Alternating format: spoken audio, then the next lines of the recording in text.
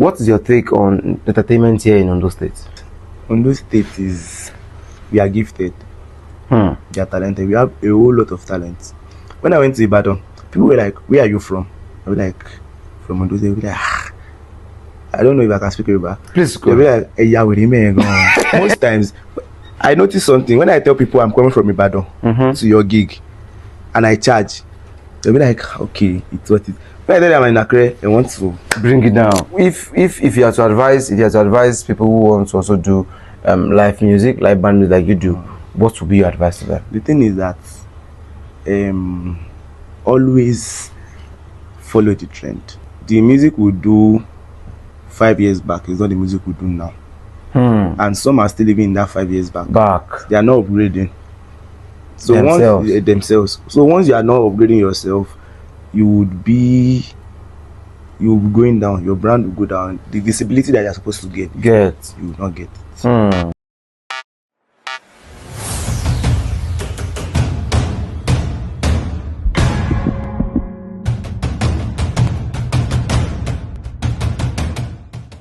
Welcome guys to another episode here on the Dialogue Room with Toby Akinubi, where we read conversations, fix the center stage, and voices that are supposed to be heard are being heard. Of course, it's a chit chat where we have a heart-to-heart conversation. And guess what? On this particular episode, I have with me one of Nigeria's finest, one of Ondo State finest, one of Akure's finest, making us proud in entertainment.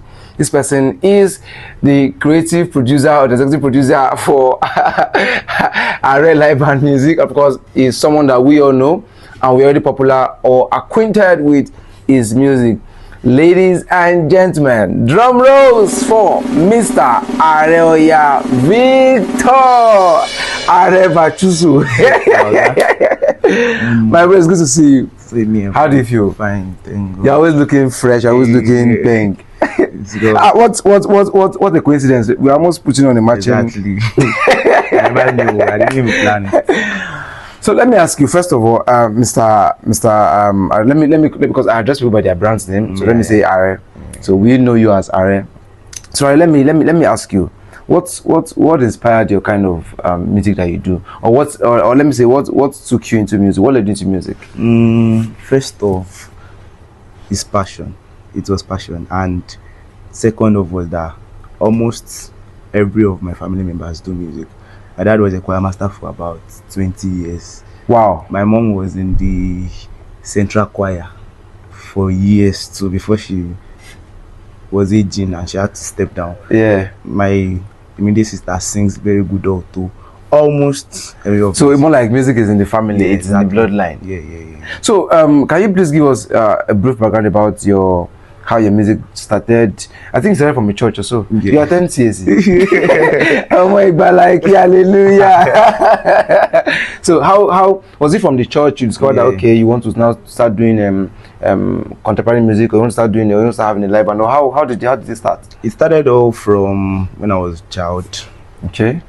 I had passion for drums. Drums. Yeah. Okay. So you beat the drum. I played the drums very well. Okay. I used to be a very good drummer. So you used to? Yes. So why not now? I still play drums, but now time. Yeah. So I used to look up to, there's this brother in my church. I was in the children choir. So anytime after service, I'll just go to the drums. I'll play. After a while, I started having access to the church, with the fact that the church key was kept in our house. Wow. Yes, because my house was very close to the church. The church. So I'll just go to the church, I'll open the church. The key is in my house. Your house. So I'll just start playing. I'll play. Started playing. From there, I started playing bit by bit because I was in the children's church. Okay. So with that brother gained admission. Wow. He traveled. He went to school. So from there, he now called me to come and play in the adult church. Wow. Yes. From the children's church. From the children's church, the adult church. See promotion for church. I was a bit not too tall to the drums. you were brief. I said you were down to earth. Exactly. So I started playing. From there, I started mastering my craft and brought me to learning saxophone. Okay. My brand name before was Aare Sax. Aare Sax. I play saxophone very well. Wow. Yes. I play about 3 different instruments. Wow. So, few years later, I started backing up for musicians. Yeah. I had experiences, lot of experiences actually. Before I went to study music, I studied music technology. Oh, so you had to go and do a degree, a course? I gained a degree. Wow, in music? Yes. Wow, so you're a pro. So what I major on was music performance. Okay. You know, there are people that major on contemporary music, there are people that major on jazz music, there are people that major on what's it called, composition. But me, I did music performance as a performer and entertainer. So that was what I majored on. And my final year prayer was about King Sunny Ade and Shino Peters. Wow. Yes. So did you meet KSA? Yes. You met? Yes, I met with him. Yes, wow. Because I had to write. I made the write up. I had to travel down to Ondo State, and I had the. So you met them, Shino Peters too? No, I was not able to meet him. But I met KSA. Okay, so let me ask you. So why didn't you? When your music journey started, was there any notable music artists that you worked with directly? Yeah. Okay. There was a time I worked with KSA himself. King Sunny Ade. Yeah. There was an event. He was meant to play for the VIP. Okay. So I played for the regular. So I met with him. I've met with SB Life. Oh, okay. Yeah. Okay. Awesome is my boss. We have one-on-one. I'll go bye. How are we going to do it too? He tell me stuff too. Sademola Suzy is my S to the D to the S. So I had a whole lot of Aare Rollins and different musicians, even gospel musicians. So let me ask you. I know that for a music person like you, of course, it's not going to be a very rosy path. So let me ask you. So did you, while doing music, were there times you had challenges? Probably went for shows, you were turned down. Were there times that you trekked to events and you went back home without nothing? So I want to know the ups and I had a lot of bad sides, bad experiences, a whole lot of it, because if it did not happen, that means the journey is not complete. There was a time the truck meant for sound. The sound has been arranged. I had to sit on top of that sound. Travel down to Ekiti. I finished playing. You sat on the sound on the inside the truck of the sound. Traveled to Ekiti. I played. Still came back. Wow. The amount was so small. If I mention it, it'd be like there's an experience I will never forget all through my musical journey. Was the time a sound man disappointed me. Hey, it was a tough experience actually. We still spoke on the event morning. On the day of the event? The day of the event, in the morning. It was like, okay, he's on his way to go set up, normally now. And he's not in Akure. We had to travel down. Okay, all my mindset was that, okay, the man just called me, hello, Aare, I know you to be a very punctual person. Because that's my sound guys. Because sound is the major, yeah, of course. So it was like almost 11 a.m. Your sound guy is not here. 12, 1. When it was 12 p.m., I started running down. What is this? I was not able to get through to him. I had to go and pay for another sound 9 minutes that morning. Wow. That man got there around 2:30 p.m. Your sound man got there. Another one. Got there around 2:30 p.m. And the event was what? They were already started. They were waiting for us. For sound. It was a tough one. I cried actually. I cried because that was the first time I had that terrible experience. Even my mom had to come because it was crazy. I was going. Mom had to come to the event because what they said was that they were going to arrest me. Wow, because he's appointed. Because it was a burial gig and the whole family. There was some family that would be like, we'll take another live band. So the ones that were against you were much, and the whole family now agreed that they are going to use only our band. So it was wow. It was a terrible experience, but thank God. Okay, of course, that is still live here at the dialogue room, where we still have Mr. AREOYA Victor, Aare Virtuoso, here with us at the studio in the dialogue room. And once again, it's good to have you. Thank you And very much. thank you for honoring our call. Now, let's now delve into the real question for today. So, music. I understand that most people want to go into your style of music. Most people want to do, live performances, but they are forgetting that this is, there's this Yoruba that says ability. So first of all, let me ask you, did you learn, okay, apart from the fact that you went to the university to study music, like on the field experiences, how many years did you have before you started doing your own professionally? I had experience because I studied earlier that I started from when I was a child. Okay. I had it in me already. I had the passion, I had the eagerness to, I want to do this thing. Okay. Seeing people, I had it already in me. Coupled with the fact that it's a family thing. It's more of a family thing for us. So it made me to know that, okay, this thing I was going to definitely now. I can run up to my dad. How did you do it? He would give me just give you some small tips. Though his own was basically in the church. Okay. Because one of the things I learned from him was how he was able to coordinate adults. If you checked my page very well, you will notice that I work with adults, people older than you. Because I've learned that from my dad. Even people older than, he was able to coordinate them, and there was no issue. So I had a whole lot of experiences. I didn't just start mine officially. I worked with, I mentioned few people I worked with. Yeah. I backed up for them. I played sax for them. I played drums for them. So it made me gain.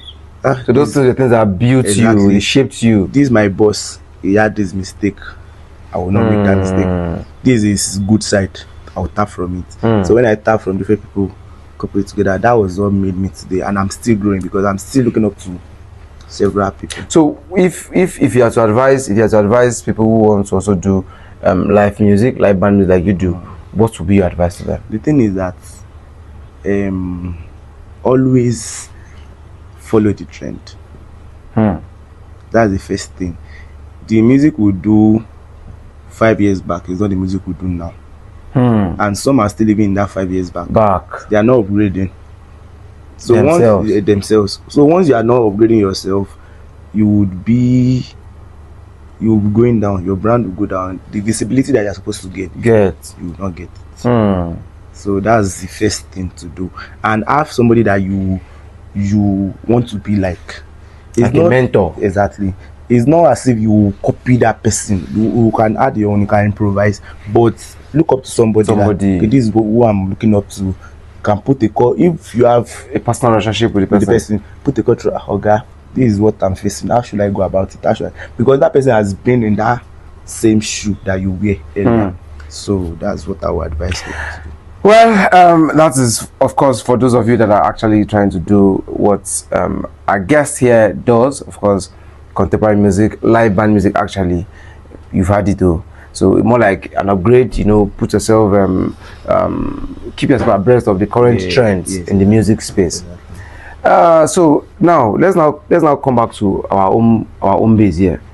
What is your take on entertainment here in Ondo State? The thing is, Ondo State is, we are gifted. We are talented. We have a whole lot of talent. When I went to Ibadan, people were like, "Where are you from?" I was like, "From Ondo State." They were like, I don't know if I can speak Yoruba. Please go. They were like, I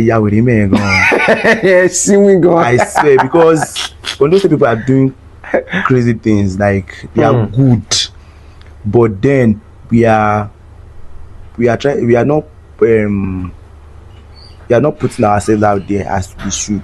We're not getting that visibility. Exactly. We are not even doing it, because most times I notice something when I tell people I'm coming from Ibadan to your gig and I charge, they'll be like, okay, it's what it is. When I tell them I'm in Akure, they want to bring it down. I don't know why. So this the location of where you it matters too. Very pricing, like seriously. Wow. Yes, so why do you believe that people from that part as experience, they are these big people? Exactly. And it's not as if they are more good than we are. It's just the way they carry themselves. I will give a prize in Akure. People will be like, I have somebody that wants to do lesser. I will not be like, sorry, my own sound, I have good ear and taste for sound. You will never see me use a bad sound. But those people, maybe it's building sound and they want to go and bring that. It will be sounding in that space. You will not be like, okay, the people at the back of the hall will not hear clearly. The people at the front will be able to hear you clearly. I will not use it because it's a slap on my brand. Of course. Because I learned sound too. I can do more sound work. I can set up live and sound for myself. If the engineer is not getting there, I'll tell him what to do. So I have good ear for sound. So and sound is costing more. That's why you see live bands charge, good live band to be precise. When they charge you, they want to use good sound. Good sound. So people are in Ibadan, they are doing it like, if you reach out to like 5 persons, most of them will be in same price range. There in Ibadan? Yes, there in Ibadan. But in Akure, you'll be like, the gap will be too much. Imagine if I'm telling somebody I want to collect 1 million for a gig, and another person is offering to take 500,000. How? How do you want to do it? In this same business. I want to use somewhere like Dome. Okay. For an example, you know, Dome is about 1,000 capacity. Yeah. That place is more of a full setup. There's nothing more to it that you can use. So when you now want to go to Dome and you are charging less, it's crazy. So are we saying that those in Ibadan or the artists in Ibadan, are we saying that is it just about the visibility alone, or is it just about the way they carry themselves, or are we saying that they are more exposed maybe because the level of owambes that happen in Ibadan compared to Akure is more here or more there than this place? Or is it because they are you know Ibadan, they say Ibadan is the largest city in West Africa or is in Africa. So are we saying because of their party kind of lifestyle is what is giving them that visibility that they need compared to we here in Akure? The thing is that, sorry sir, then also why do you think that the charge also varies? The thing is that Ibadan people, they tend to work hand in hand. That's what I noticed. They support. I was in Ibadan for 7 years. You grew up there? No, or I you schooled. stayed? Oh, you schooled? I schooled in Ibadan. I tend to stay there. So I tend to go out and see what they are doing. They tend to have a cooperation. In Akure, there is this, we want to do our thing our own way. You understand? So it's not giving us that thing that we want, that energy and vibe that we need to get. It's not giving us. If other people, they will be like, there's this thing that you mentioned too, level of exposure. Yeah. It helped. Yeah, it helped. So it helped them it made it go a very long way for them. There has been this question I've been wanting to ask you, Aare. When you charge, because for me, if it's me, I can arrest that kind of artist. But let me ask you. So when you charge a guest, maybe you are called to come and perform or play at probably a wedding. Now, do you charge with the intention of the money they are going to spray you? Because sometimes when you charge me and say, okay, I'm charging you maybe 1 million, but they are going to spray in my party. And sometimes most of this live band, they rake home hundreds of thousands. Yes, as I've been to a party where at least the one year I saw, not the one they told me, is roughly about 500,000. So I don't know how much the guy charged. You understand? So how do you try to? Is it that you consider the spraying part of it before you charge? No. Or how do you do it? No. Me, I don't really consider the spray part of it. Okay. But that one is bonus. Because I used to say something. No matter how small or big it is, there's no way I will sing and you not spray me. Is God, is not me actually. Because I know what I'm doing. You will spray. You understand? But then that charging is for, there's something we call pay down. Okay. I don't know if you are hearing it for the first time. This pay down, when you charge, you book sound. Okay. Logistics, fueling, because most times the oil people don't power us. Okay, so you go with your own power. So fueling for about a 6 hours event. 2-3 gens. It costs much. Yes, most times if it is full setup, 3 gens, big fireman gen. So it's 6 hours event. Imagine how many liters of fuel would be used. Yeah. And this pay down is your guys. You are coming for my event. You're taking 20,000 per person. If they spray us, fine. If they don't spray us, Fine. That's what me I tend to do. Okay. But it now ranges. Okay, this event I just want us to go and do it. It might not be up to that 20. It might be 10. So when they spray us, no matter how little it is, we just add it to what we have. So that's how I do it. I don't know how other people do it.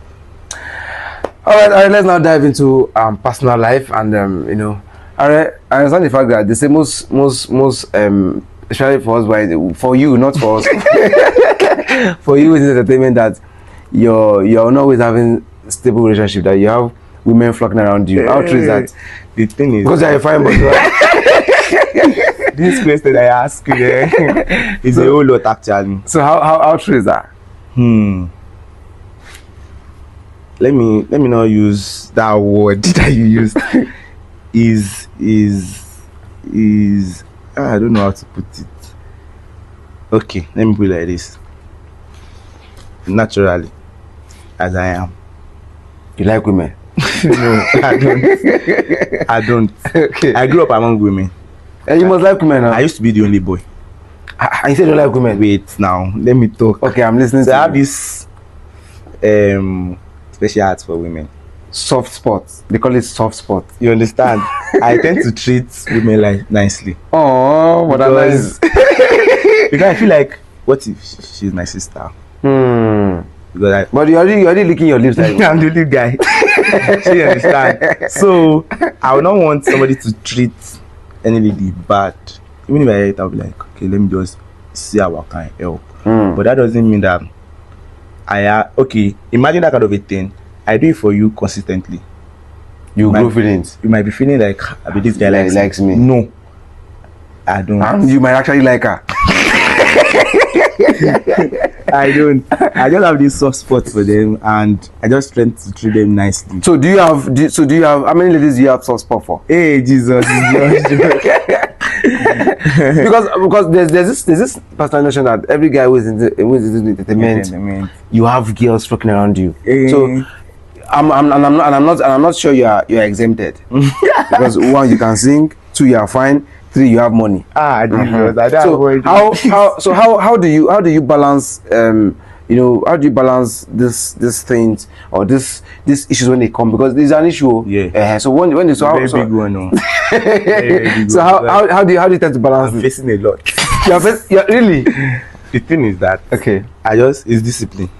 Self-discipline. That's the major thing. Self-discipline, and you will pray. Because at the long run, when you do it too much, it affects. It affects. So how many glory I can recall now? How many glory So it affects. It's self-discipline. You have to deprive yourself. It's tempting. Temptation is real. And it's crazy, man. Temptation is real and it's crazy. But then you have to do is discipline, and the way you do your thing, your no is no, and your yes is your yes. So you're saying to us now that you have ladies who has asked you out, or who has the lady talk. Alright, so now let's not do like this. So for a lady who likes you, and probably you see some kind of prospect with this girl, is fine, she has all the physical attributes, she has front, she has back, all of those things that makes her attracting to you as a person.